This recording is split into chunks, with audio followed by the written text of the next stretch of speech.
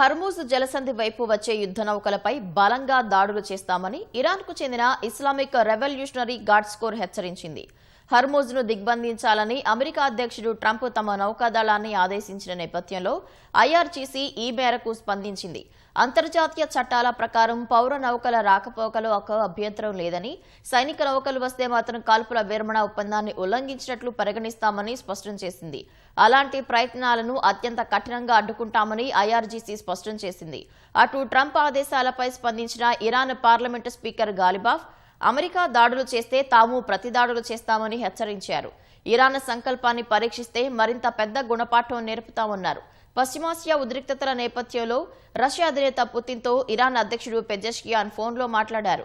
శాశ్వత ప్రాంతీయ శాంతి కోసం అమెరికాతో ఒప్పందం చేసుకునేందుకు సిద్ధంగా ఉన్నామని తెలిపారు. అయితే ఇరాన్ జాతీయ ప్రయోజనాల విషయంలో రాజీ పడబోమన్నారు.